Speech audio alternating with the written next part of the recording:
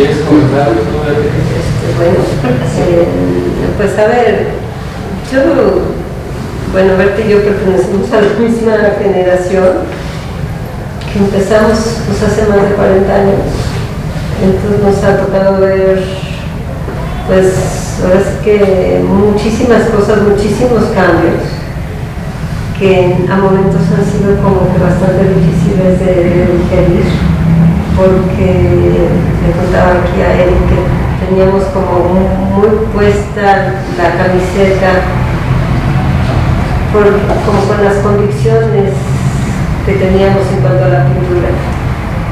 Y me acuerdo de las conversaciones que nos chutábamos allá en el taller de Enenat y en el taller de Aceves Navarro, que yo luego escribía acerca de todo eso, pero después un día me dio por quemar todos sus escritos tristemente, porque eran realmente interesantísimos.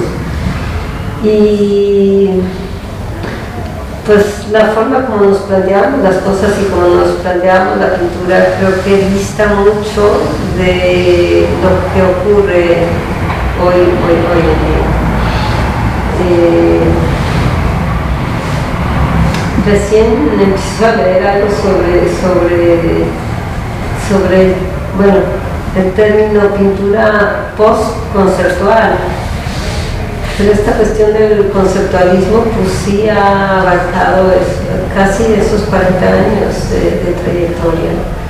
Y sí, los cambios son tan radicales que en un momento dado creo que me paralicé bastante tiempo porque no sabía cómo abordar desde mi trabajo el arte contemporáneo. Realmente ha sido como muy sorpresivo el poder llegar a estas soluciones a las que he llegado ahora en esta última serie que estoy trabajando, pero sí fue como una especie de dar un salto al vacío, porque era romper con todas las estructuras, las nociones que teníamos y ponerse en una experimentación muy radical donde sentía yo que no había como una guía que dijera por dónde ir, había como que inventar el lenguaje desde cero más o menos, y pues eso lo ha hecho muy fascinante, muy emocionante. Pero bueno, entren. Bueno, hemos pensado mucho este tipo de reflexiones ya desde que empezó un poco hace ya 15 años. Luego con Eric tuvimos un ejercicio hace 10 años, donde 4 chavos de la Esmeralda llegaron y hicimos unas tutorías y hicimos una serie de reflexiones también. Pero yo creo que hay aquí cosas bien interesantes también a nivel de entender el momento, pero también a nivel de entender el lenguaje, que yo creo que van de la mano, porque el momento no está solo marcado por situaciones del lenguaje, de pertenecer o de no pertenecer, o de estar involucrado dentro de un movimiento o del otro, del modernismo al conceptualismo o a lo contemporáneo. Entonces, creo que lo que ha sido interesante es cómo han sucedido, en este caso tú dices 40 años, yo lo he visto cuando yo estaba en la escuela, un poco después, vi una expresión tuya, te lo comenté, de unos dibujos súper matéricos en carbón que a mí me impactaron y los tengo en mi memoria, o sea, ese es algo que yo... Casa de la... Sí. La casa de la... Y yo... 87. Y lo recuerdo mucho, y creo que ese tipo de cosas que de alguna manera marcaban la linealidad entre el artista joven y el artista con trayectoria, que íbamos dando seguimiento a trayectorias, eso desgraciadamente se cortó de repente. O sea, porque hay muchos factores acá. O sea, yo creo que uno de ellos es esta idea de ir marcando divisiones, no sé por qué, porque creo que la línea, por cuestiones de política cultural, de la entrada de Vicente Fox y Sari Bermúdez y de repente todas estas ferias y toda esta relevancia que se le da al mercado desde otros ángulos, no necesariamente desde los ángulos en los que la línea natural de la lectura de la historia del arte que iba funcionando aquí en México tendría que haber sido, ¿no? Pero así pasaron las cosas, ¿no? O sea, yo creo que el asunto acá es que a mí, yo lo que veo en ti, Beatriz, y lo que veo en muchos de los procesos de los artistas de aquellas generaciones, es que no dejan de hablar de sus propias iniciativas, de sus propias reflexiones, pero tal vez el lenguaje en lo profundo es el mismo. Las formas han cambiado, ¿no? O sea, las formas de abordar, las formas, pero los lenguajes, yo veo tu preocupación y veo lo que estás haciendo ahora y veo que estás atendiendo honestamente las preguntas que a ti más te interesan. Y no funciona así con todos los artistas. No funciona así porque los paradigmas cambiaron. O sea, yo creo que aquí partes de una honestidad hacia un proceso que te lleva todo el tiempo a hacer. Y desgraciadamente, Eric lo sabe, los chavitos de repente se metieron como en cuestiones de tratar de ganar reflectores y ganar éxito a costa de cualquier cosa, ¿no? A costa de traicionarse ellos mismos ante un mercado que tiene exigencias muy diferentes a la de la voluntad del artista, que siempre persigue honestamente una pregunta que lo obsesiona, ¿no? Aquí me haces pensar en una cosa que a lo mejor absolutamente decíamos y creíamos ahí cuando estábamos arrancando como artistas jóvenes.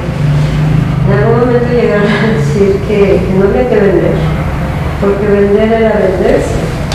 O sea, era una cosa así, no, algo de lo más. Es que también el romanticismo de era una competencia de a ver quién come el pan más duro detrás de la trinchera, y eso era como, creo que lo que nos unía, así como grupo, incluso era hasta un idealismo en cuanto a Van Gogh, por ejemplo, ¿no? que andábamos ahí girando en la cosa, porque la consigna era ser, sí, lo más auténticos, lo más intensos, lo más profundos y lo más libres. Y entonces, o sea, tú has descrito 3 cualidades que creo que debería tener cualquier proceso artístico, ¿no? Entonces, creo que yo cuando tú me dijiste la vez que venimos a la exposición y me decías, es que yo no sé cómo de repente intentar que mi trabajo converse con lo contemporáneo. Yo creo que no es cuestión como de que converse o no converse. O sea, yo creo que hay cosas que tú tienes que pueden modificar la forma, pero no modifican para nada lo más interesante, que es tu propia voluntad de estar encontrando tus preguntas dentro de tu trabajo, que eso es indispensable.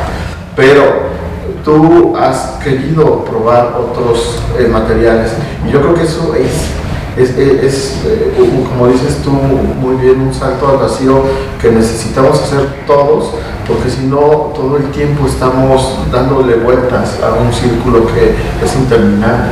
Es que sí, el riesgo, por ejemplo, es que exactamente si llegas a vender y a tener éxito, pues ya encontraste una fórmula y un caminito y no tienes ninguna razón por la cual te alejes de él. Entonces la búsqueda ahí se detiene de alguna manera, y yo creo que es muy importante, más allá que converse con el arte contemporáneo, no tiene que estar como respondiendo al mundo, a lo que estamos viviendo ahora, y el mundo ha cambiado muy radicalmente en estos 40 años, ¿no?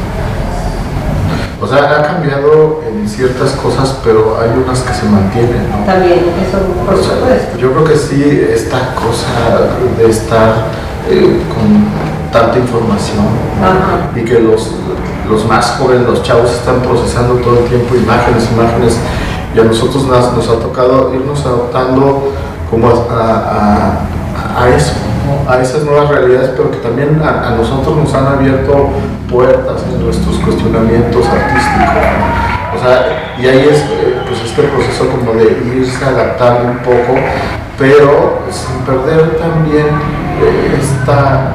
este origen que nos caracteriza, ¿no? O sea, yo soy de una generación intermedia, porque pues, yo estaba en la escuela cuando el neoconceptualismo de Gabriel entró de lleno, y de repente pues estas rupturas de lo tradicional y lo contemporáneo pues empezaron a hacer mella dentro de nuestra propia idea, ¿no? Porque nosotros veníamos de producción, y de repente llegaron todas estas ideas de no, la pintura ya no es, ¿no? Y la pintura no sé qué.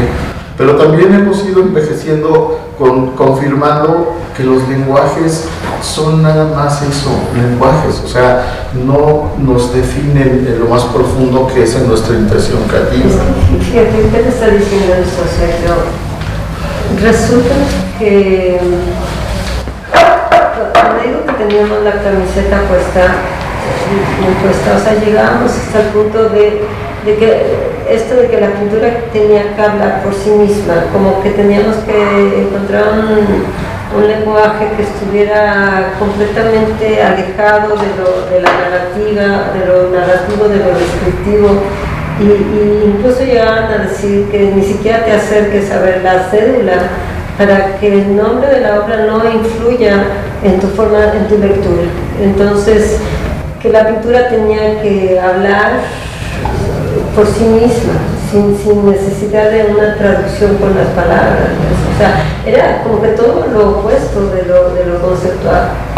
Entonces este fue el tremendo choque que nos tocó vivir. Pero también, híjole, perdona que lo diga, pero, o sea, lo peor de todo esto es cuando te pones una camiseta y dejas que eso hable por ti. O sea, porque yo esto lo discutía mucho con Paco Castro Leñero, que es un amigo que quiero mucho, independientemente que ya no esté, y era una de las cosas que todo el tiempo, no, porque él a mí me decía, es que a nosotros nos dejaron de seguir, y la generación tendría que tener un catálogo en donde todo este rescate generacional. Y yo le decía, bueno, pero ¿por qué no lo hacen ustedes? O sea, ¿por qué están esperando que alguien haga lo que nosotros tenemos que hacer por nosotros mismos? O sea, y también como el radicalizar las posturas de yo soy esto y el otro es otra cosa. Entonces, ¿cómo es que realmente nos integramos a todo un sistema de pensamiento sin dejar de ser nosotros mismos en un origen? Porque yo creo que es muy válido cuando uno entiende que la vida pasa y el proceso está cuestionado por el tiempo y por la vida también, y por ellos que todo el tiempo están también trabajando cosas a partir de sus propios momentos, ¿no? Entonces, el asunto acá es que hay que entender, y yo creo que saber perfilar, ¿no? Sí hubo muchas cosas que pueden ser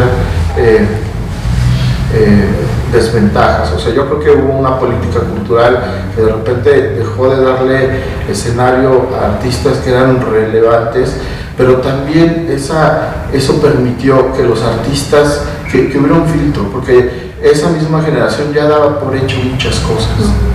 Y cuando eso dejó y se vieron sin escena, entonces se tuvieron que cuestionar también desde las entrañas hacia dónde iban y cómo es que tendrían, como tú dices, que modificar algunas cosas para que eso, a lo que le llamamos arte, tuviera sentido dentro de un contexto social.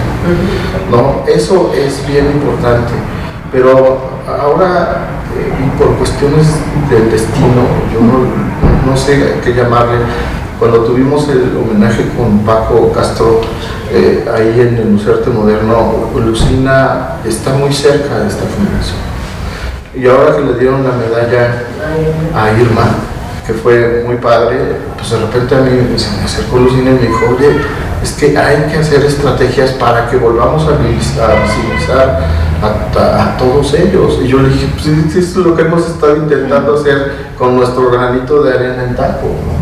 O sea, pero el asunto acá es que pues uno tiene también que estar todo el tiempo neceando sobre los derechos que uno considera que deben de ser entendidos y va a llegar un momento en que, digo, si las cosas van a suceder bien, y yo espero con Lucina, porque es una mujer muy entendida, lo que dijo sobre Irma, a mí me sorprendió, pues se ve que la conoce y que la entiende bien desde la pintura, no desde la funcionaria cultural.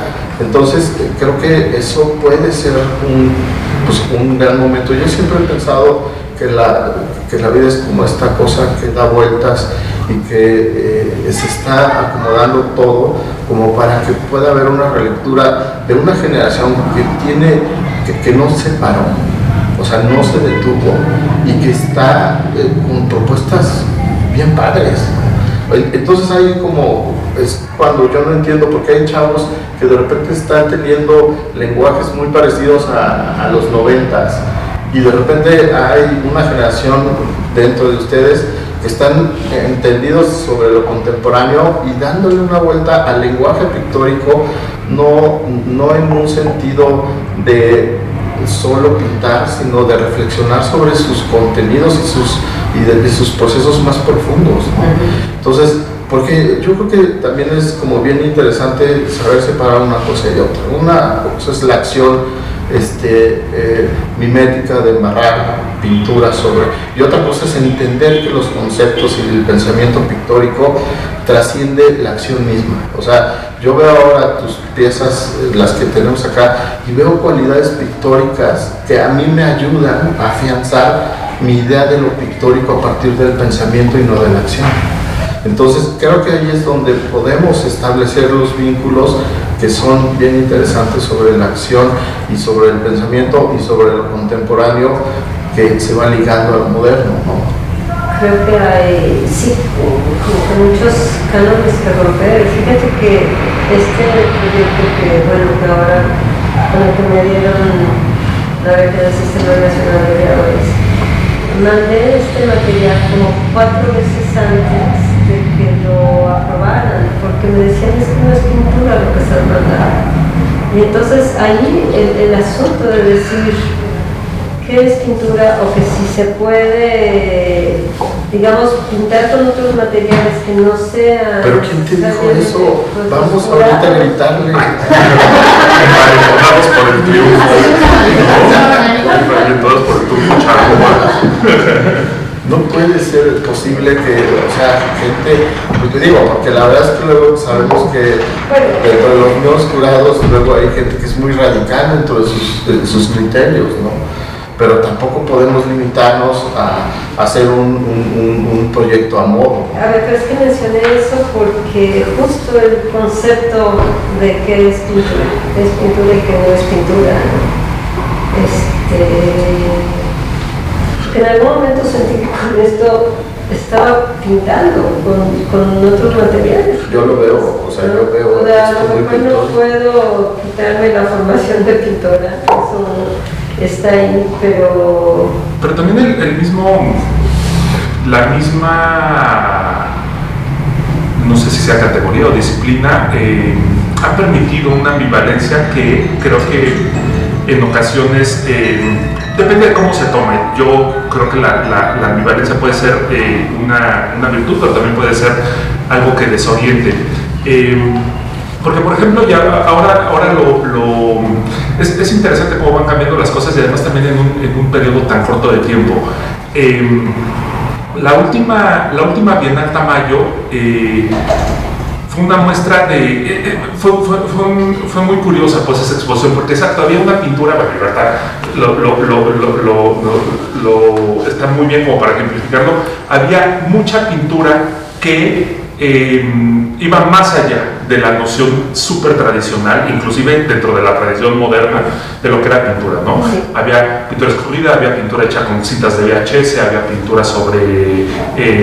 había pintura que era capas de cera, ¿no? Y había una pintura muy tradicional, ¿no? Había pintura que eran cuadros, bastidores destrozados, sobre estandartes y telas, muy como a lo Nancy Esperó, ¿no? Es decir, no sobre bastidores tradicionales, montajes, en fin, había una gama que a mí que además creo que no, hombre, creo que en cuanto a cantidad no había visto tantos, por lo menos en las que yo recuerdo de las últimas emisiones, ¿no? Y eso tomando la Bienal Tamaño como un termómetro. En cantidad de variedad. En cantidad de variedad, ¿no? Y de una noción de una pintura que estaba trabajando con materiales más allá de los límites como muy tradicionales, ¿no? De un bastidor, ¿no? Claro. Y un pigmento con algún emulsionante sobre el bastidor, ¿no? Lo cual me parece muy bien. Ahora, la ambivalencia estaba cuando,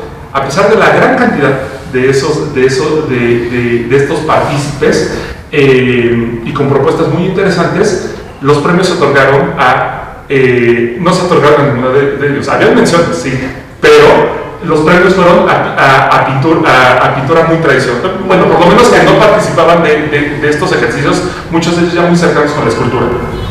Los 3 premios no fueron, a pesar de que sí se notaba, pues no, se notaba que había un ejercicio. O sea, digamos que privilegiaron el concepto de pintura más que la cuestión experimental. A la hora de la premiación, pero no en la selección, ¿no?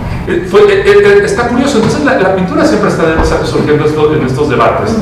Pero eso también pasó con la salsa, güey. O sea, con la Bienal Salsa, porque de repente alguien mandó un monotipo y pues la gente empezó a decir, bueno, pues eso no es un grabado. Es una estampa, pero no es un grabado, ¿no? Entonces, ¿dónde están los criterios? Yo creo que, pero la misma comunidad es la que atora las cosas, ¿no? Es que no son fáciles los cambios. No, yo lo veo, o sea, son procesos creativos.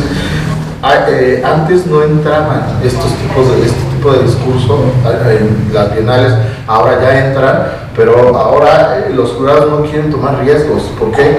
Porque luego los toman y resultan bien pisoteados, ¿no? O sea, se toma hasta cierto punto y después, ¿no? Se regula. Eso es un fenómeno que pasa con los jurados, como que es mucho más fácil que alguien premie a alguien que ya ha tenido premios, ¿no? Sí. A que se lance a premiar algo nuevo,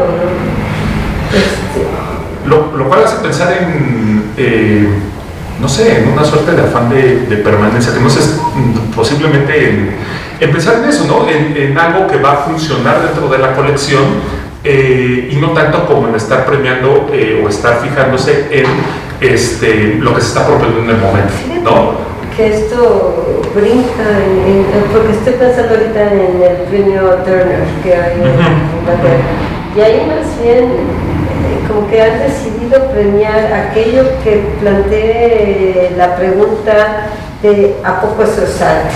O sea, que rompa con todos los límites y te lleve incluso hasta a ese desafío, ¿no? De nuevos conceptos. Pero también eso sí es como al otro extremo, ¿no? Porque yo no puedo dejar de pensar que hay gente que usa la técnica tradicional y tiene contenidos contemporáneos increíbles, ¿no? Sí, entonces no va de la mano con la técnica, tienes toda la razón.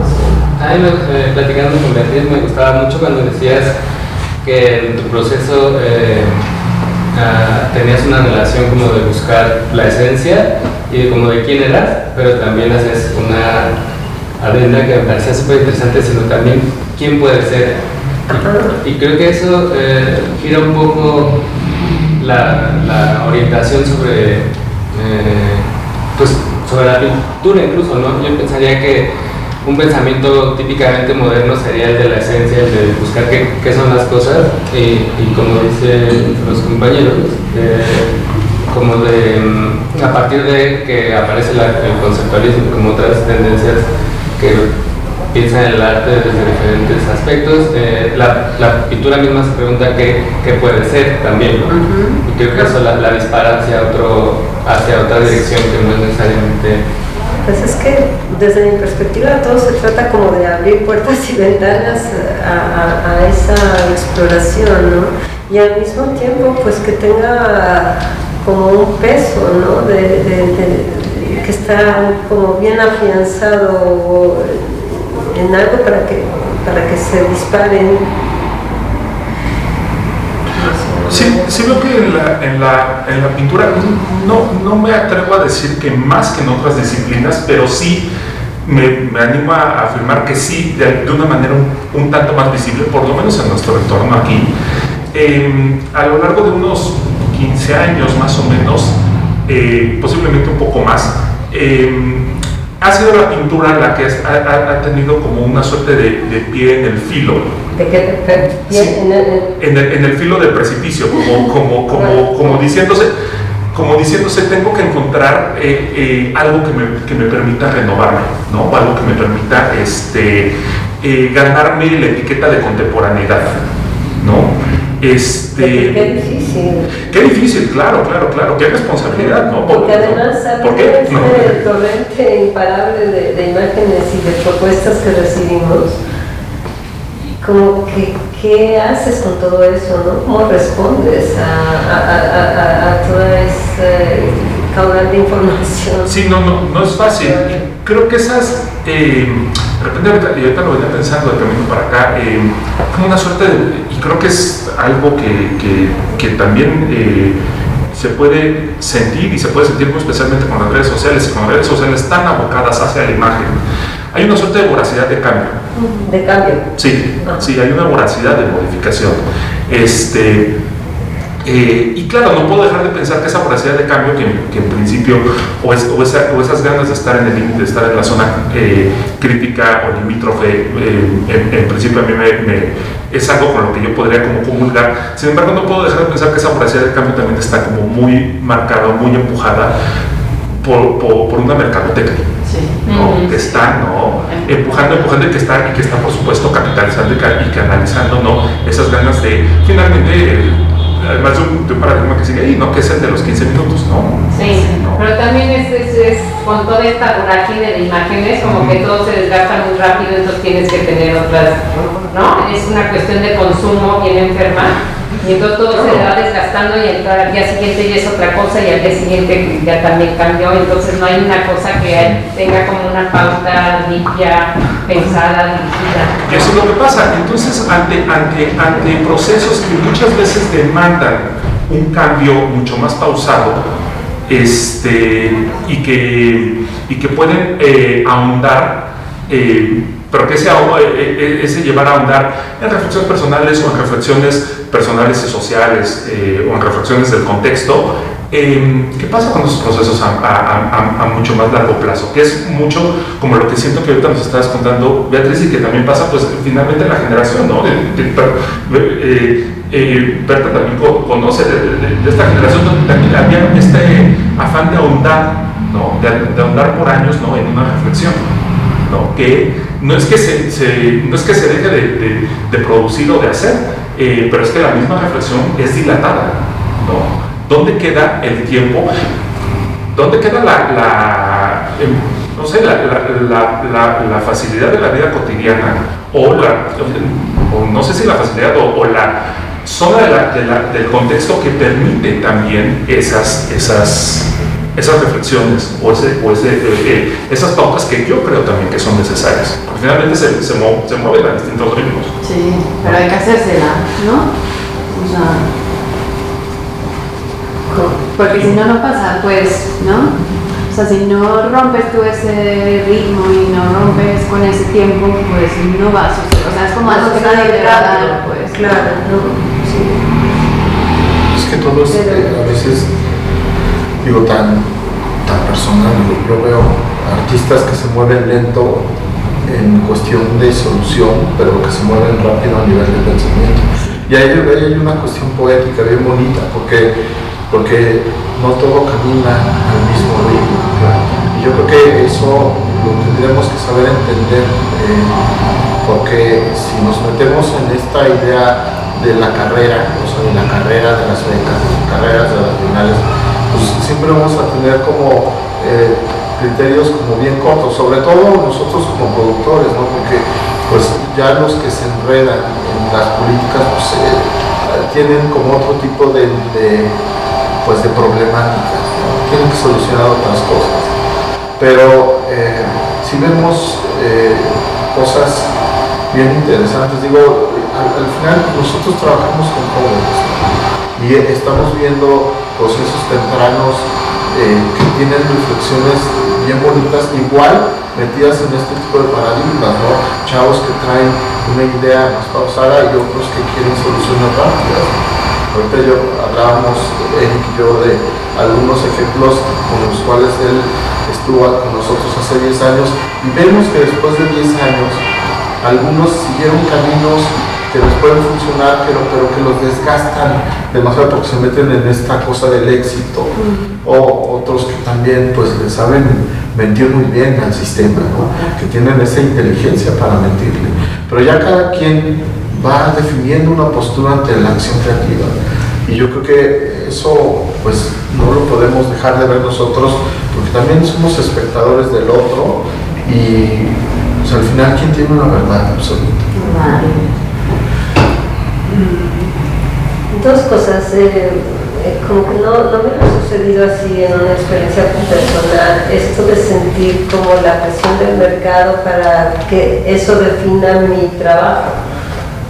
Yo no sé si eso sí ocurre, porque no sé nada de eso. No por él, sino porque él conoce mucha gente de esa generación. Pero sí te ha pasado, o sea, te sea, no te salgas de tus cuadros amarillos, eso vende, pero sigue pues salía, Vicky, yo no me quedaba ahí. Bueno, pero ahí hay una cierta presión, o sea, que tú te la creas y lo hagas es otra cosa. Pero también hay que vivir, o sea, y si tienes que hacer algo para vivir mientras tienes toda tu experimentación, pues está padre. Ahí ya depende de cómo juegues tú con todo el sistema, ¿no? Que también debe de haber una habilidad, ¿no? Para que eso pase. Sí. Quizá yo me quedé pensando ayer sobre pues que la pintura no se queda en el taller como abstracta y le aparece al público mágicamente, ¿no? También creo que hay una serie de negociaciones que se establecen con lo exterior y que a veces hay quien tiene la facilidad para establecerlas y hay quien se le dificulta y las ve incluso como malas, así como malignas, o que lo disfrutan o que les tortura mucho, pero es una dimensión innegable de la producción, ¿no? La distribución Claro. con la que uno negocia y le pone el rostro que uno puede también, ¿no? Yo creo que cualquiera, bueno, no sé si cualquiera, pero todos los que hemos tenido la fortuna de vender un cuadro podemos pensar, este cuadro, tengo que hacer 1000 de estos. Es lo que quiero. No sé si saben que eso pasaba, por ejemplo, con Munch, con el cuadro del grito, que tuvo tanto éxito que lo repitió no sé cuántas veces. O Los Santos que hizo el Greco muchísimo tiempo atrás. Yo pensé que había solamente una serie de esos retratos de todos los santos y no, resulta que yo creo que casi tenía un taller en cada pueblo al que iba y él a lo mejor le daba las últimas las pinceladas, ¿no? Para eso pues es increíble. Todas las escenas de Goya también. De Goya. Campiranas que son como de una cuestión como muy burguesa, pero pues que le daban. Eso vivía. Sí, ¿no? O de los cuadros de la realeza, yo creo también. También. Sí.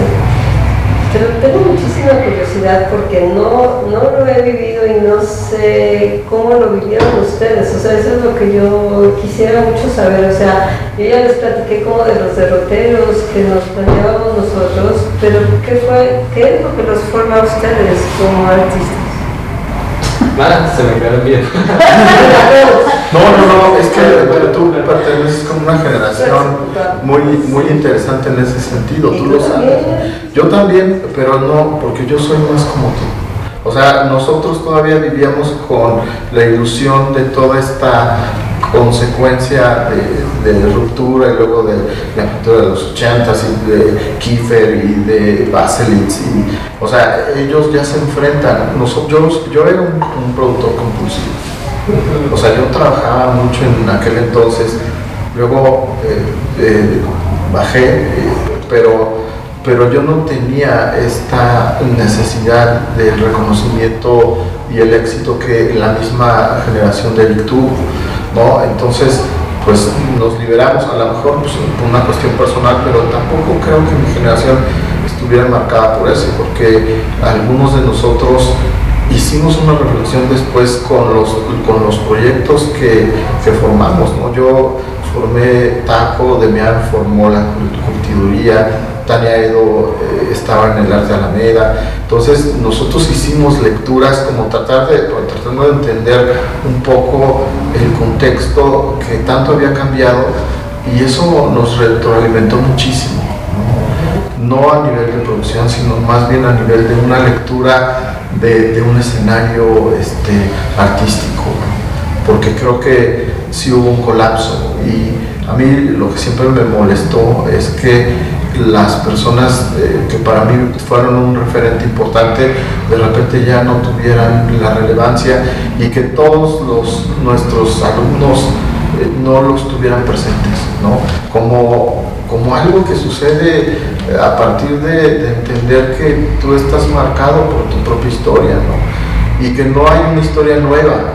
Hay una historia que de repente se detiene y luego le meten un brazo ahí como un apéndice extraño, y luego esta misma inercia continuó.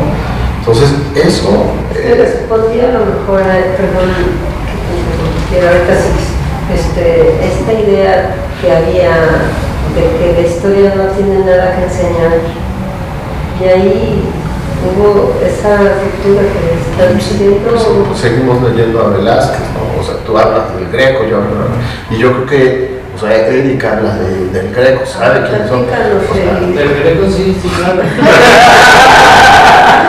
No, pero yo creo que continuando con lo que dice Sergio, me parece que la generación a la que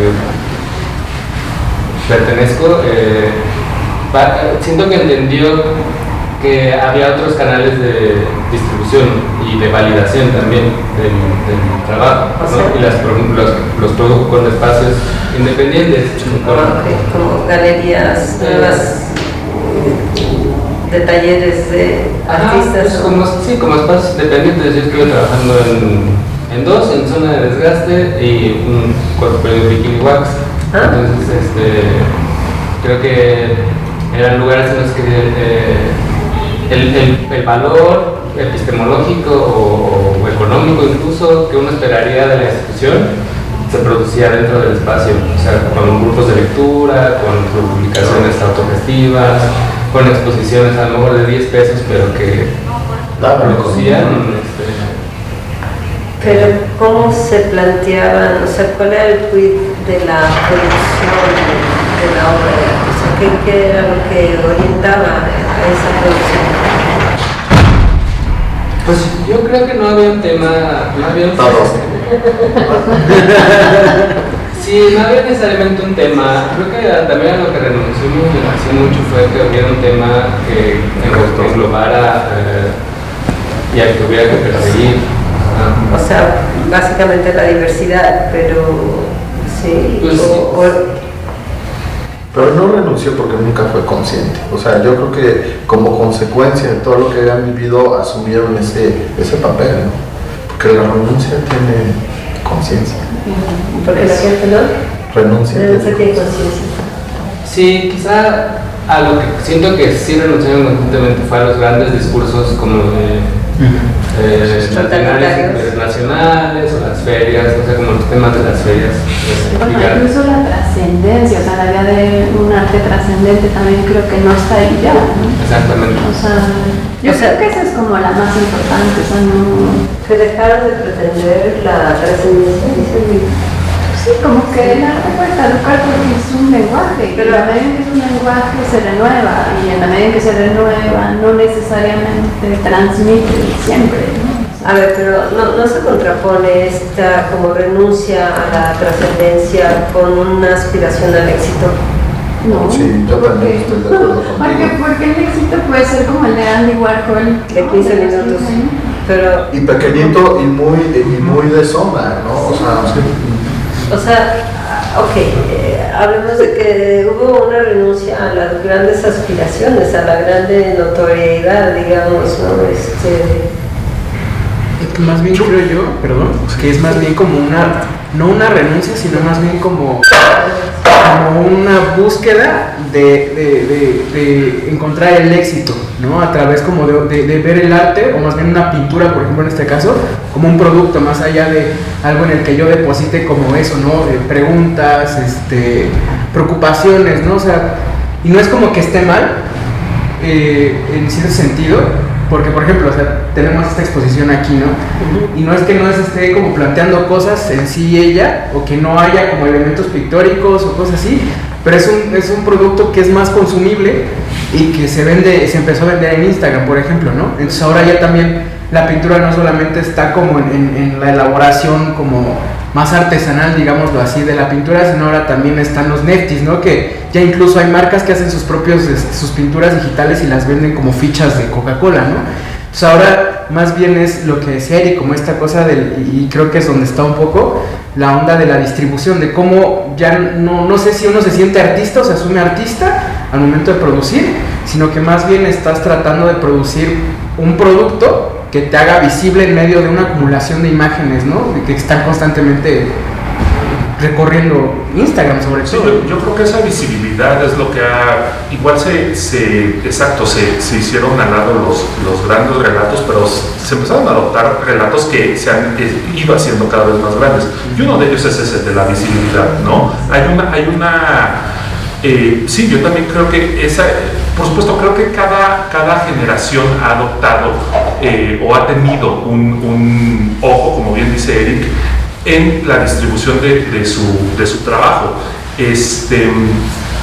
Y ahora creo que la distribución se ha puesto como a la cabeza, posiblemente hasta como rectora de la producción misma. Bueno, incluso que digamos, que hablemos del ejercicio creativo como producción, ¿no? Con todo el término, ¿no? También algo tiene que ver con eso, ¿no? Una producción que está dictaminado, que está hecha para una distribución, y a veces pareciera que esa distribución va a ser la última zona, o por lo menos creo que esa es parte del espejismo, que en esa distribución se va a repercutir en toda una serie de beneficios, como por supuesto una venta, como permitir producir más. Y no es necesariamente así. Nosotros lo acabamos de ver en un ejercicio de feria que acabamos de tener. Sí hay muy buena distribución, sí hay muy buena visibilización, va mucha gente, pero eso no necesariamente repercute, ¿no?, en un beneficio económico ni para el artista ni para el espacio, posiblemente para el organizador en todo caso, ¿no? Pero sí, la distribución y esa visibilización se ha vuelto rectora. Sí, yo quisiera hacer como un matiz sobre la idea de renuncia a los grandes relatos, pues porque yo creo que pertenezco a una generación, y más la generación más joven, en la que el mundo ya se acaba, ¿no? O sea, ya se acabó, ya estamos en cuenta regresiva. Entonces, como aspirar a ese gran relato que se acabó, porque se acaba con el mundo, implica una visión diferente de todo, como la idea de genio, la idea de artista internacional. Todo lo vuelve irrelevante a lo mejor, y a ver, vamos tendiendo hacia algo como que cada vez más intangible, como obras de arte como estos NFTs, por ejemplo, ¿no? O bueno, esto de que del arte líquido y de que todo fluye. El arte de inteligencia artificial. Que se agota, Se agota mucho. Sí, pero yo lo vería incluso al revés. O sea, yo creo que veo artistas, sobre todo mujeres jóvenes de 20 años, 30 años, que pintan las cosas que están en su cuarto, como sus plantas, sus sí, sus camas, sus ventanas, pues porque hay una relación súper intensa con esa intimidad y con esa inmediatez, porque no sabemos si aspirar a otra cosa nos va a dar tiempo, ¿no? Y yo creo que escoger el motivo más cotidiano, no, para nada carece de intensidad, sino al contrario, no creo que sea una renuncia a la intensidad, sino más bien como una aspiración. Yo quisiera opinar, sí, pero voy a opinar desde la psicologización del asunto. Soy psiquiatra y soy terapeuta. Entonces, es esta idea un poco de lo que yo veo en la búsqueda de identidad del artista, y que me ha tocado ver desde otra panorámica, es bien fuerte porque pareciera que hay una enorme necesidad de ser especiales, que ya lo mencionaron hace rato. Y las personalidades más enigmáticas son las de los artistas. Al artista le permite ser marihuano, ¿no? Ser promiscuo, llevar una vida extrema, porque es artista. Eso hace que las generaciones de ahora se quieran meter al arte porque necesitan esa intensidad. Y por eso han creado el mito de que el mundo se va a acabar. O sea, se está acabando el mito desde 1900, desde 1000, o sea, se está acabando el mundo desde hace mucho. Y entonces, pareciera que en este mundo de lo efímero, el arte tiene que entrar con golpe, con punch, porque entonces si no, no me noto y tengo una necesidad de notarme, porque de pronto pareciera que el arte ya está dicho todo. Y es que se van a esta postura del arte clásico, de cómo inician las posturas. Entonces pensamos en la gente joven que dibuja su cuarto, pero pues también los impresionistas dibujaron sus baños. Entonces sí estaban dentro de la intimidad, y yo creo que lo que tiene que pasar ahora es no tenerle miedo a esta expresión del arte y sus modificaciones, y no crear más allá que los procesos muy personales, porque a mí me tocó mucho ver artistas que en efecto pasa algo, la gente consume el producto pero no entienden el proceso, y entonces el producto carece de alma, y entonces yo hago un producto en masa para que a mí me represente algo que va a estar pasando muy rápido, y ya no me mantengo. Y eso de las plataformas, de la belleza, de la cultura y de todo esto se pierde. Entonces son generaciones de artistas que yo veo que están más preocupados por parecer artistas que por ser artistas. Entonces aparentan mucho, yo los veo a los chamaquitos, y entonces estos discursos de cómo me visto, mi cabello, cómo me siento y cómo hablo, y no están preocupándose realmente por producir, ¿no? Por el proceso de la producción, que se vuelve muy fuerte. Otra de las cosas que aparece el arte desde esta visión de alguien que ha crecido, aprendió arte con él hace 25 años, es que a veces el arte es poco accesible para la gente que no tenemos una educación, y es complejo.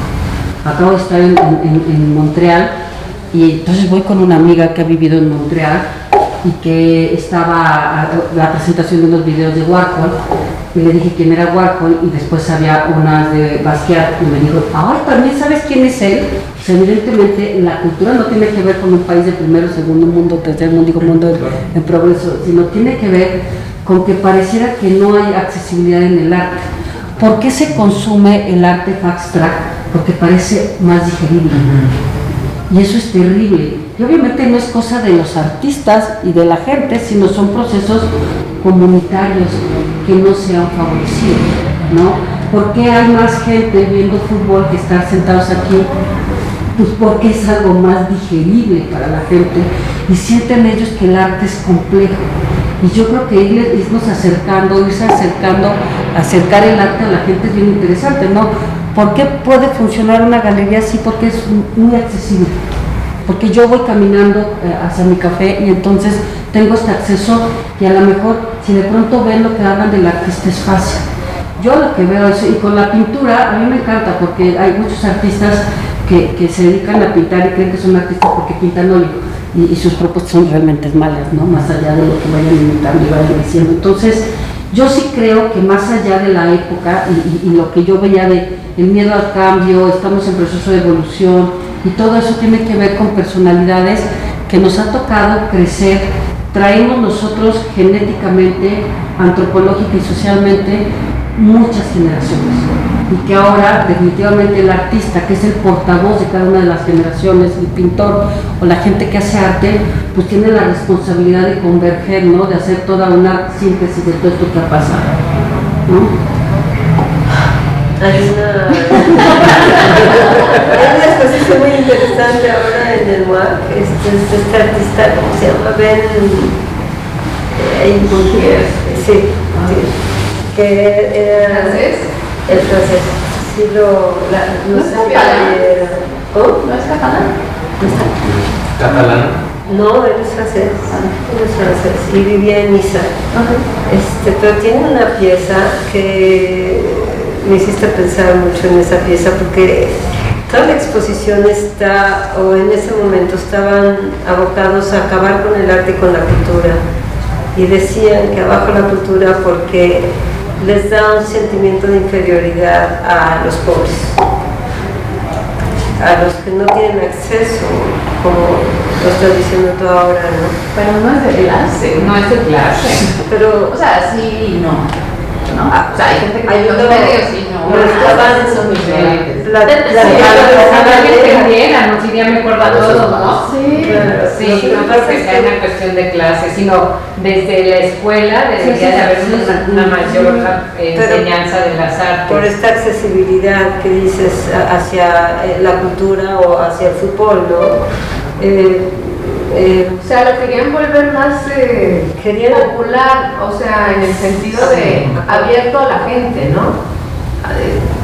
Pues que sí. no fuera elitista, a Sí. lo mejor te refieres a eso, pero no tiene que ver con los pobres, sino más bien Con el acceso. y con ponerlo en la calle. en la calle y en el día a día, desacralizar el arte, o sea, tiene que ver con Y hacían ese proceso. happenings que eran así, ¿no? Se ponían a leer un libro en la mitad de la banqueta. Eran más las acciones que hacían que los objetos, era que también cuestionaron a cualquier persona que pasara por ahí, ¿no? O sea, el contacto directo el con contacto directo. Que a lo mejor también la gente se podía haber cuestionado, ¿y qué está haciendo, no? O sea, o por qué está haciendo lo que está haciendo, o cualquiera de esas acciones. Bueno, yo creo que esas reflexiones están mucho en tu generación, en su generación. No me atrevo a decir que no estén ahora, pero vaya, como bien ahorita apuntaba Adriana, son esta reflexión sobre uno, a la cual el arte, no solo es lo único, pero a la cual el arte, como la literatura y como otras muchas manifestaciones culturales, naturalmente, de lo que entendemos en el ámbito artístico o de las bellas artes, ¿no? Pero esas reflexiones a las cuales nos puede meter lo que se produce en el ámbito artístico, exacto, no son fáciles de asimilar, no son fáciles de generar, ¿no? Y por supuesto no son fáciles de digerir. De ahí me entiendo,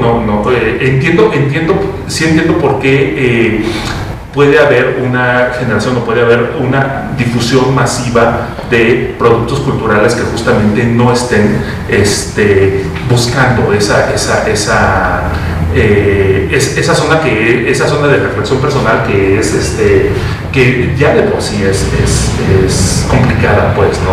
No estoy diciendo que la apoye, pero sí entiendo cómo esa relación del fenómeno, y por eso es que productos o una producción como la tuya, ¿no? o como la de esa generación, o insisto, o producciones que llevan desarrollos o una forma de digerirse de manera como más lenta y que puede ser como más pausada. Por eso es que sí puedo ver que no estén en esos campos de distribución. No estoy diciendo que esté bien, de hecho me parece bastante atroz, pues no, pero sí puedo entender que no. Estaba platicando ayer con Ricardo Ríos, artista cubano, no sé si lo conocen, que exponía con Nina Menocal, que hacía unos sillones así, con rayas, con estrambóticos, no sé, muy divertidos. Y me decía, porque estaba yo preguntando sobre la escena artística en Cuba al día de ahora. Entonces me decía que el gobierno no lo apoya porque no le da como una importancia a la cultura. Y es que tiene mucho que ver con todo esto que estamos platicando, ¿no? Y lo que está ocurriendo ahora, tristemente, me suena. Sí. Bueno, estamos atrapados en muchas cosas, pero ahora que decían, yo me acuerdo del libro de Alejandro Barico de los bárbaros, que también habla como de estas cosas inmediatas, ¿no? Habla de los vinos, ¿no? Que antes los vinos eran una cosa que había que entender con la digestión y con los procesos químicos del cuerpo, y entonces, y que pues de repente salen estos nuevos vinos californianos que lo que te hacen es de inmediato un efecto, ¿no? Entonces ya no es tanto entender la idea del vino desde el cuerpo, sino a partir del espectáculo que te pueda generar la sensación de tomarte algo que luego te hace efecto. Y creo que, y hablaba en paralelo del fútbol, ¿no? Porque creo que pues es exactamente lo mismo, ¿no? O sea, lo que queremos es lo inmediato, lo satisfactorio y el espectáculo, pero pues un poco por lo que decía Eric de pues esta sensación de pesar que tiene esa generación que no puede independizarse, que económicamente tiene todas las desventajas del mundo y que pues le sufre, ¿no? Porque no está fácil. Entonces eso también puede, hombre, un arte que está mucho más pendiente de Instagram, ¿no? Y de la cantidad de seguidores. De la cantidad de seguidores, ¿no? Y del supuesto beneficio que trae eso, ¿no? O del beneficio simulado, con toda la noción de simulacro que trae eso. Esas son también coordenadas y vectores que se pueden Esos también son coordenadas que se pueden intuir que están atrás de este arte como de alto contenido calórico. Eso es bueno.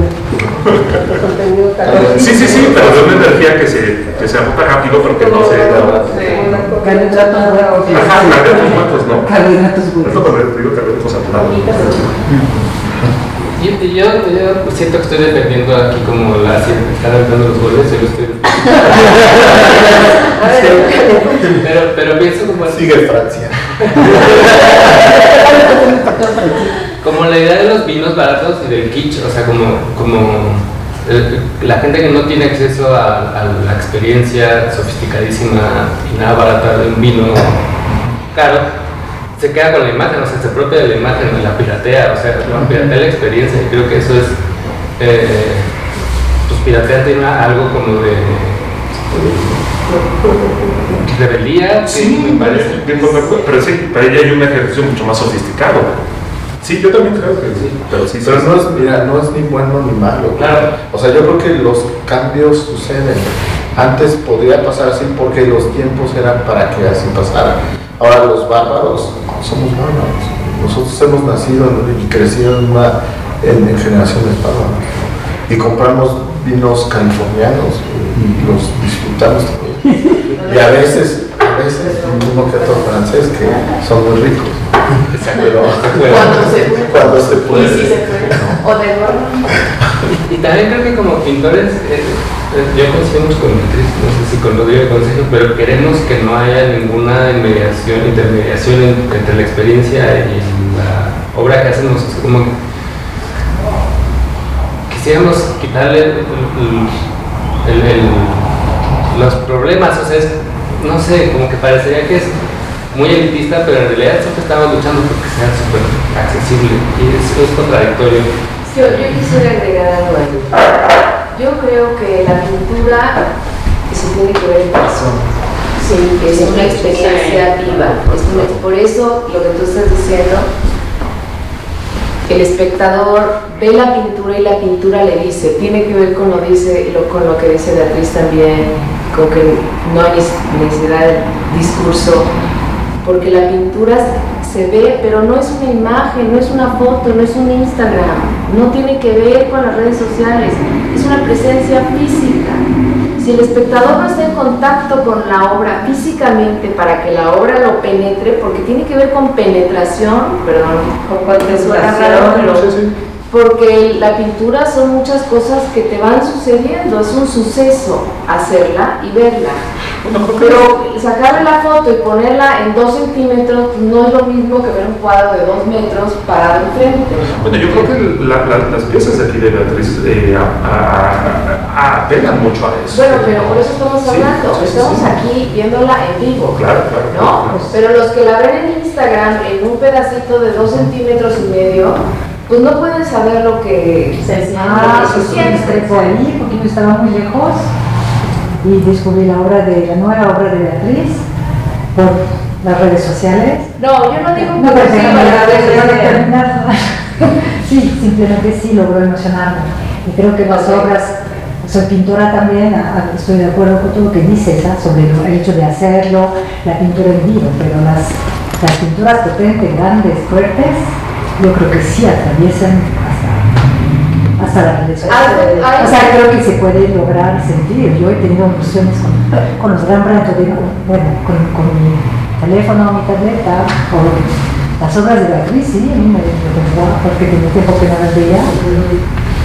O sea, como que estoy de acuerdo con lo que dices y hay que poner muchos límites a las redes sociales. Estábamos hablando de la pintura y de la distribución y de muchas cosas y de las redes sociales. Por supuesto que las redes sociales son súper importantes y esa es la manera actual de comunicarse.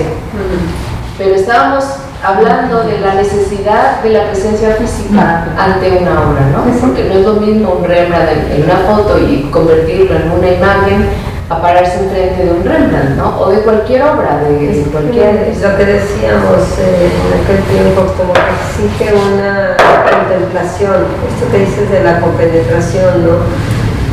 De que uno como artista crea la obra y el espectador la recrea con su mirada. Entonces es que tanto se está metiendo a verla, ¿no? En toda su... Y lo otro que te comentaba el otro día, de que cuando es una obra buena, en cada lectura que le das, cada vista te da otra cosa, no te la acabas, ¿no? O sea, y por eso enriquece, pues. A mí me pasó mucho lo que dijo Beatriz hace rato. Yo luego no leo las fichas técnicas. Me paro enfrente y veo qué pasa. Ya después las leo y me sorprendo porque creo que tenía yo una lectura diferente. Entonces yo ya me paro y lo hago. Entonces, justo es eso. Y la idea de pararse un poco enfrente, te le voy a decir cómo fue. Yo no puedo con las consultas en línea. No puedo dar terapia en línea. Y me volví presencial, eso me ayudó. Soy sexóloga también, entonces mucha gente prefería no estar detrás de una cámara con toda la familia. Y yo creo que podría ser un símil con esto. O sea, sí es cierto que las necesidades, no toda la gente tiene la capacidad de viajar a Holanda, o la posibilidad de viajar a Holanda, ni ir al Louvre, y lo puede ver a través de una fotografía, pero también es cierto que la experiencia personal, presencial e íntima, porque es eso, es un contacto íntimo, pues sí nos lleva a otros. Y es muy probable que cada vez haya un divorcio más grande y que la vida se va volviendo cada vez más digital y más virtual que presencial, ¿no? O sea, las experiencias. No, y hasta cómo se crean, ¿no? Yo creo que muchas veces ahora yo conozco pintores que desarrollan como el boceto en la computadora y después es llegar a esa va a ser tu meta, ¿no? Y entonces es interesante. Yo hice mucho tiempo registro de obra y también o sea, hay piezas que son súper fotogénicas y hay otras que son buenísimas y la gente también ya piensa desde la creación cómo se va a ver el catálogo o cómo se va a manejar la imagen, más que la pieza en sí, ¿no? Entonces eso también es bien interesante. Me pasó algo curiosísimo con una exposición que tuve antes de la del Museo de Arte Moderno, que la presenté en la Metropolitana y los cuadros era un verde olivo mezclado con blanco, que en ese tiempo todavía no estaban las cámaras digitales, eran los rollos de película y ningún rollo de ninguna marca detectaba ese color. Los cuadros aparecían blancos y no verdes como eran, ¿no? Entonces eso es algo en película. En las películas, sí. Yo quiero agregar algo a esto que estábamos hablando de las redes sociales y de los medios digitales, que creo que, porque o sea, también, claro, o sea, creo que no hay nada nuevo bajo el sol, ¿no? Como que no podemos crear nada que no exista como lo conocemos, ¿no? Como que, o sea, incluso los alienígenas, la forma en que los pensamos, que son antropomorfos, o sea, como que no nos podemos salir de ahí. Y entonces, por ejemplo, pensaba como en la máquina estética de Felgueres, que era como esta máquina que le dabas instrucciones y pasaba, ¿no? Entonces luego Verónica Gerber hizo una página, que ahora no recuerdo el nombre, pero que se expuso en Proyectos Monclova, donde también como que tú respondías ciertas preguntas y te arrojaba el dibujo, y ahora están estas inteligencias artificiales que te representan como con diferentes técnicas, ¿no? Como que he visto unas como, sí, que se ve como las plastas de óleo, otras como pinturas de Art Nouveau, no sé, como estas ilustraciones de Alfonso Mucha, como muy, muy bellas, ¿no? Y creo que eso también, o sea, al final como que si no hay nada nuevo bajo el sol, pero al final estas técnicas van dando cuenta de la época en la que estamos. Entonces como que solo se modifican un poco, se utilizan las técnicas de las que tenemos ahora o que están en boga, porque también cuánto tiempo van a durar estas inteligencias artificiales hasta que llegue algo nuevo que esté de moda y entonces la gente ahora le presta atención a ello y se olvide de lo anterior. Y creo que eso también da mucha cuenta de esta generación donde el mundo ya se acabó, pero claro, se ha estado acabando desde antes de que naciéramos, ¿no? Pero es que mucha gente justamente El de pastelero está chiquilú. otro aspecto que no se había hablado como concretamente, la moda, ¿no? Es que no podemos ignorar que este elemento está marcando y son tendencias, ¿no? Y que ahora hay que pintar con rosa, ahora con moradito, ahora con plateadito y por ahí, pues si haces eso entras y si no, pues estás fuera, ¿no? Pero la moda pasa un rato y luego viene otra. Entonces te tienes que borrar y volver a convertir en otro para satisfacer a la moda, ¿no? Entonces eso está muy cabrón. Yo creo que el ejecutante creativo está, aunque como pienso puede haber procesos que sean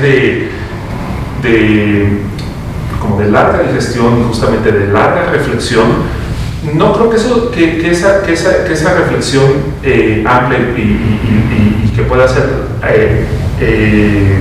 larga esté peleada o bueno, si está peleada puede estar peleada, pero no quiere decir que deje de reconocer lo que está sucediendo en su contexto y que deje de reaccionar ante ello, ¿no? ¿Mande? Sí, hablar. Y hablar de ello. Yo creo que mucha de la pintura que se ha hecho, y no solamente la pintura, pero sí me he dado cuenta que también en últimas exposiciones mucho trata de hacerse respondiendo a contextos quizá muy específicos, arte y política, pintura y política. Incluso estaba viendo en la mañana una mesa respecto de eso, ¿no? Desde una exposición relativamente cercana, que fue la de pintura reactiva del Carrillo Gil, ¿no? Entonces, posiblemente no se reaccione a favor de eso que está de moda, ¿no? O posiblemente no sea la moda con lo que una mente creativa es con lo que está dialogando, pero sí creo que el creador en general está viendo y de alguna u otra manera le está influyendo en su contexto, en lo que está viendo está No, yo no digo que no influya y no digo que no se hable de eso, yo nada más digo que son tendencias, sí, claro, que pasan de moda. A mí me han tocado miles de modas. Sí. O sea, yo cuando estaba chava estaba de moda que se trabajara con arenita. Sí, entonces todo el mundo pintaba con arenita.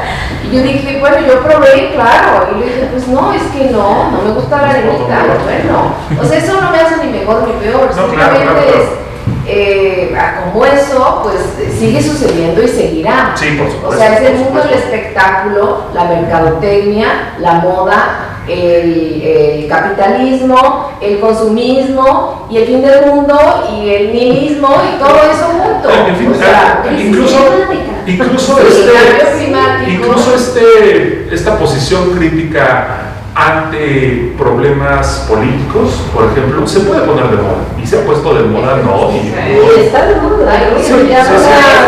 Y también hubo un momento, perdón, es que si tú no hacías algo con contenido político, valías madre, no existe. Pero a ver, eso es lo que dije hoy. Sí, ¿no? no, ya no es tanto, ya se volvieron otras cosas, pero son como dictaduras de que si no haces cosas con contenido político, no existes. Pues tampoco, ¿verdad? A ver, defiéndete, Rico. Sí, no, yo creo que sí.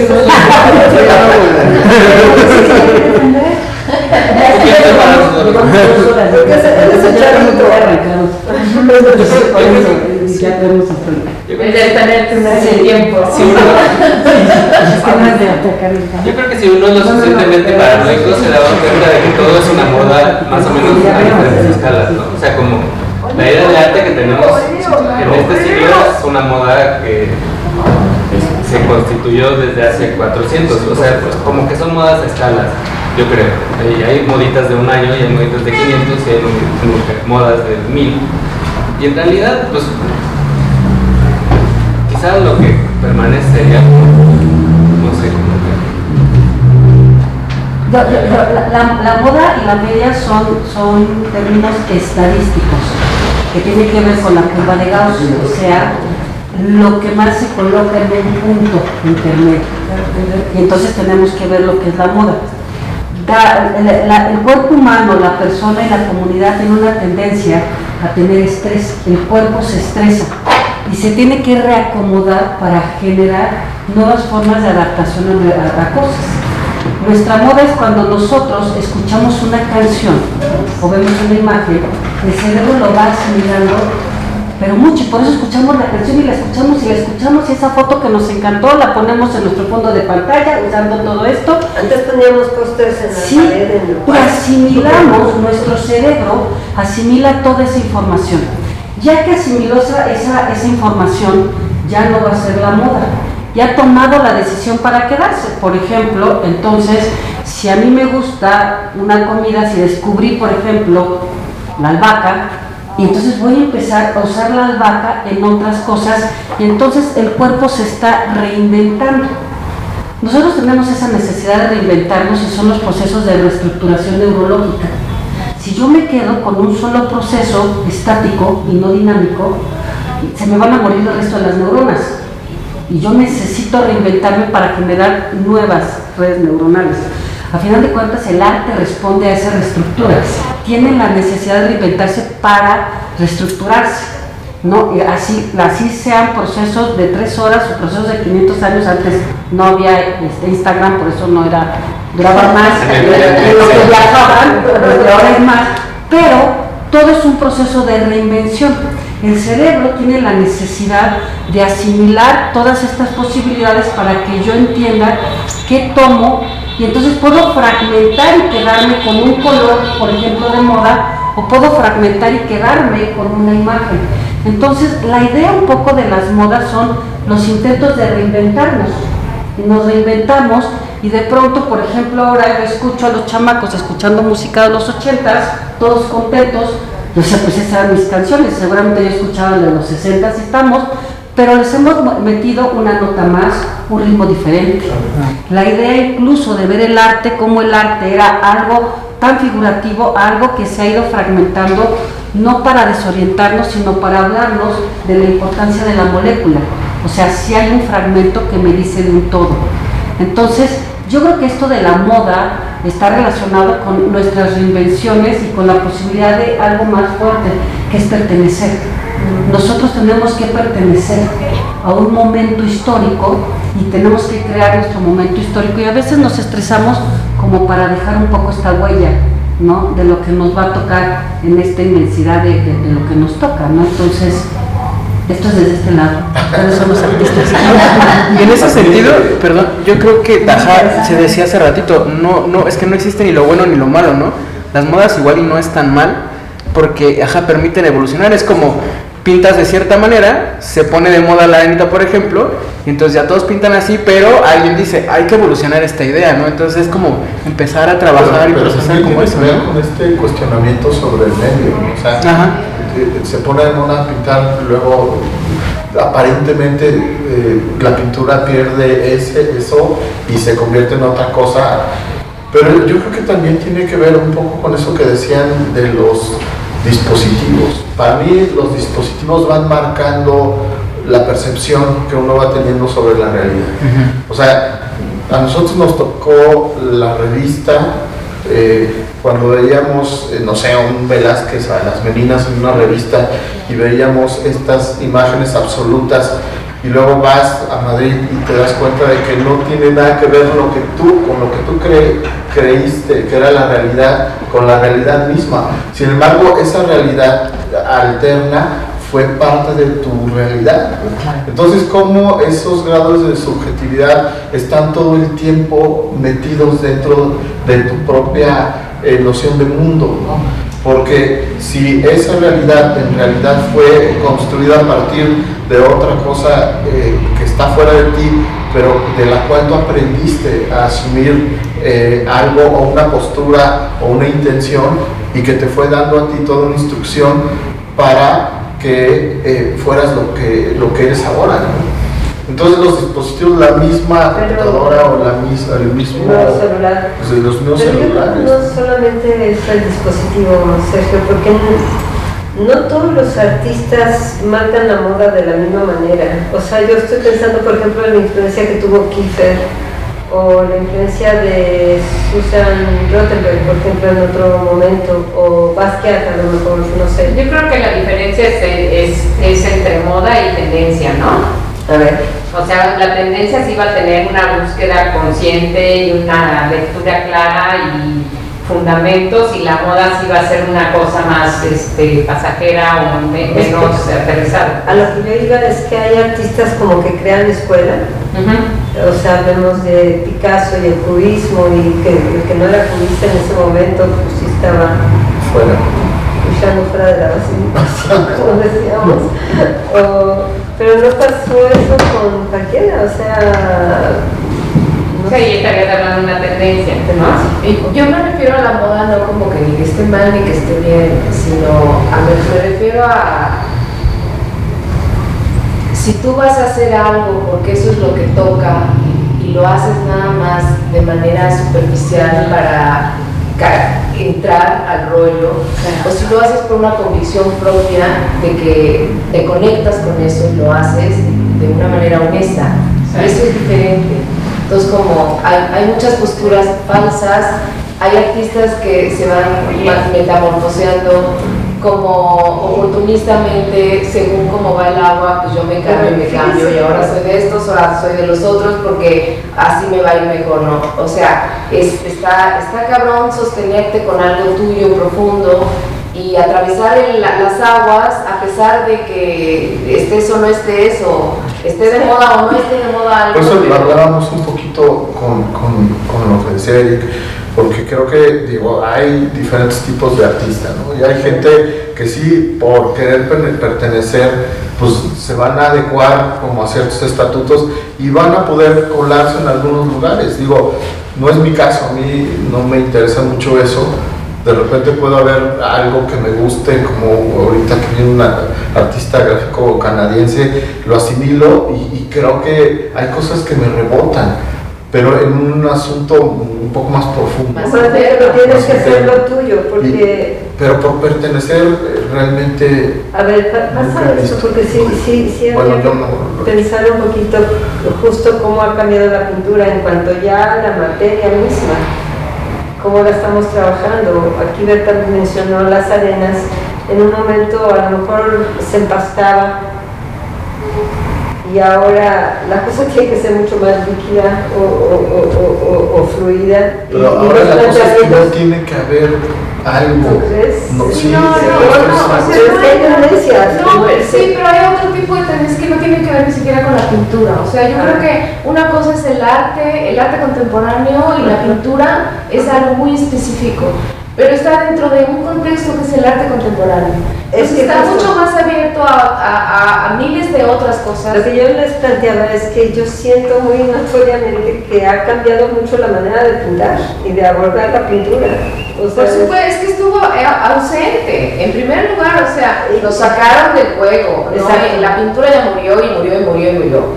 Entonces, yo me tuve que reinventar y agarrar otros materiales y romperme la madre y estar sola, estar fuera del país, etcétera, etcétera. Y todavía sigo luchándole, o sea, pero lo que yo he visto es que de la ausencia de la pintura, ahorita ya volvió, ahora sí. Ahora sí se vale la pintura otra vez. Ah, sí, ¿y cuál es la pintura? Pues como la naif o la feminista o... ¿La que dijiste primero? La naif. O sea, hay muchos ahorita, ahora lo naif sí, ¿qué toca? Ok, toca esto. Pero ¿quién lo va a hacer? Los jóvenes. Porque si tú haces esa pintura ahorita y no eres joven, ya valiste. Entonces la edad también es otra cosa que el conocimiento funciona como esto que vas cargando que pesa, ¿cómo se llama? Un lastre. Más, porque ahora se exige como la frescura de no saber. Y es lo que les contaba. Pero no tengas yo lo que te sugiero un poco es que tú te quites esas preguntas.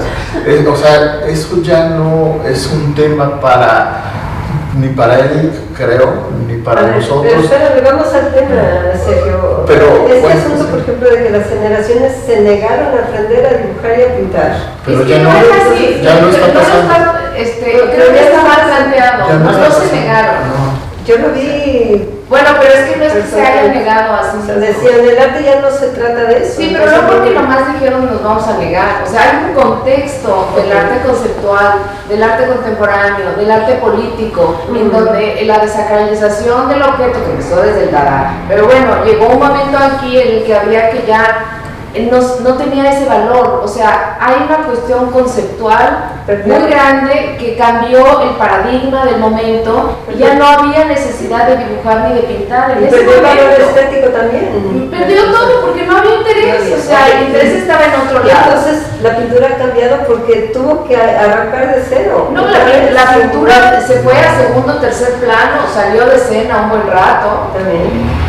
Qué bueno, porque sí, y luego se empezó como a refrescar también, ahorita que hay nuevas generaciones. A mí me sorprendió muchísimo encontrarme cuando estaba de curadora en la celda contemporánea con artistas bien jóvenes que decían, es que yo quiero aprender a dibujar y a pintar, ya no me dan clases de dibujo ni de pintura en la escuela.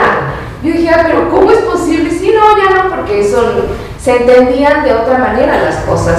Pero los jóvenes fueron los que dijeron, yo quiero aprender a dibujar, a mí se me antoja regresar a la pintura, quiero embarrar, a saber del color y todo. Y dije, wow, qué maravilla, por fin. Entonces es como una nueva ola de artistas, pintores, que les interesa la pintura y ahí sí ya empieza otra cosa, ¿no? O sea, pero no se regresa a la misma forma de pintar de entonces, porque es otro mundo, otro concepto, otra cosa. Sí, pues la primera anuncio sería que llevamos 1:40.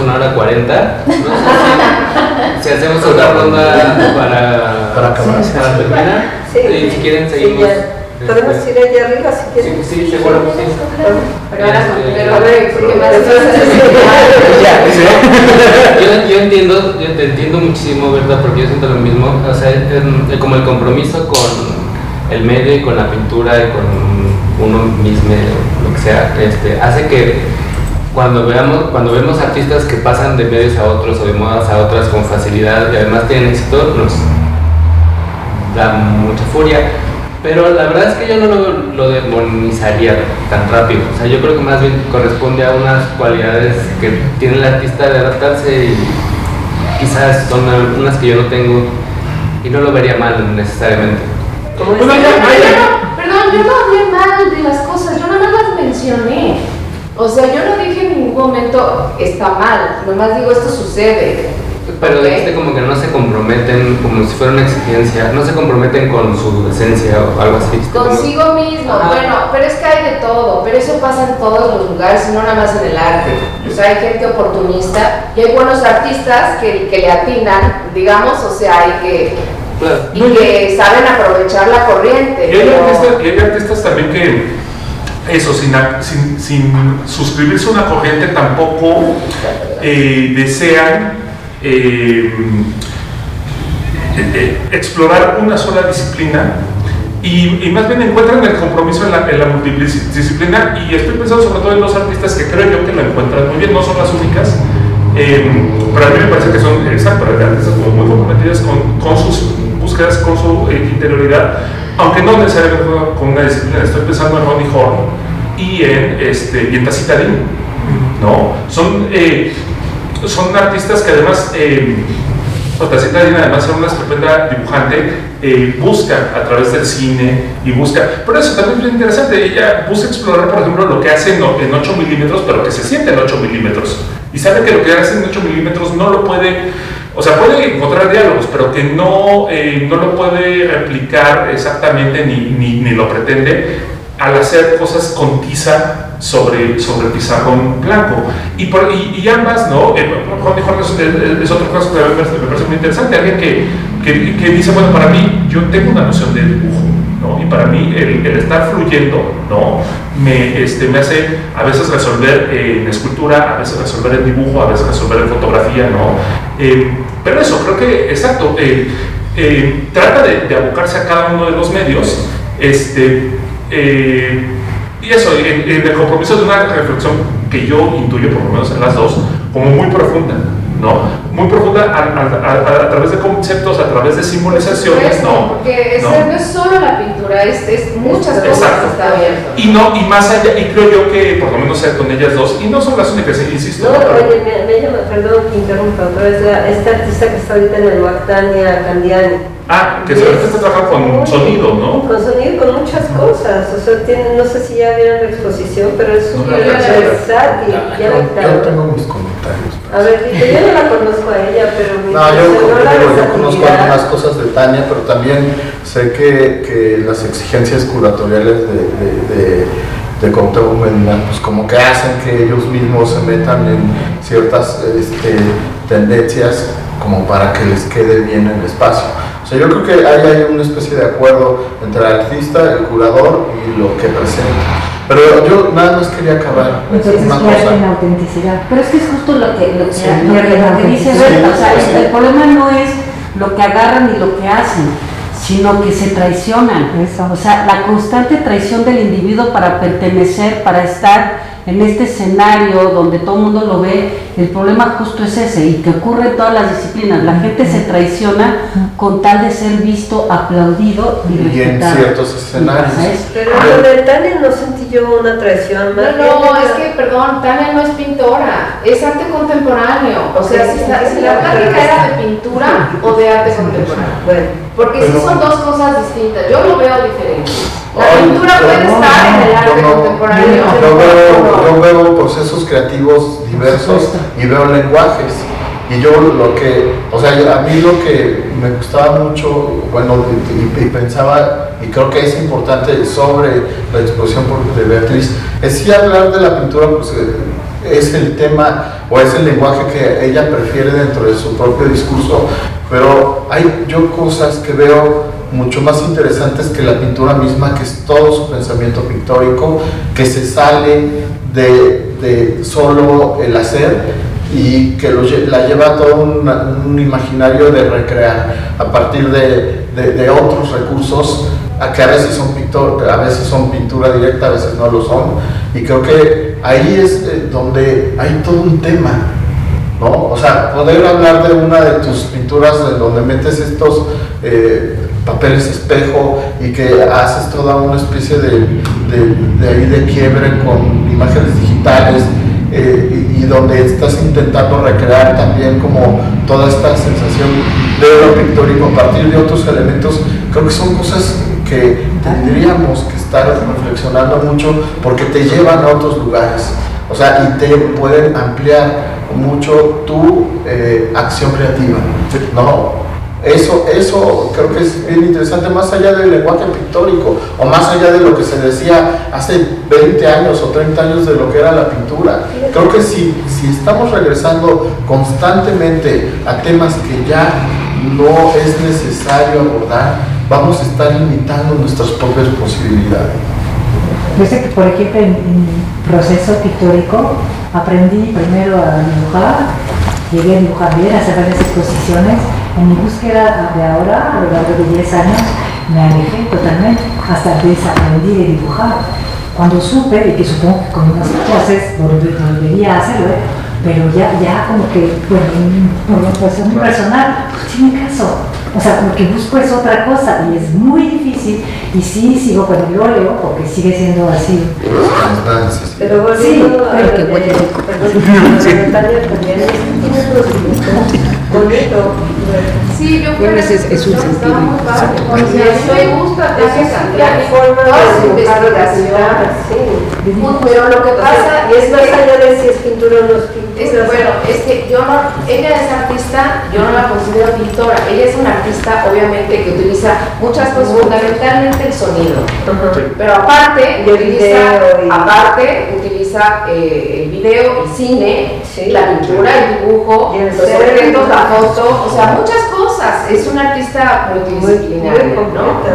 Pero no, yo veo sus pinturas como ella utiliza la pintura para algo que quiere hacer, pero su pasión en la vida no es la pintura.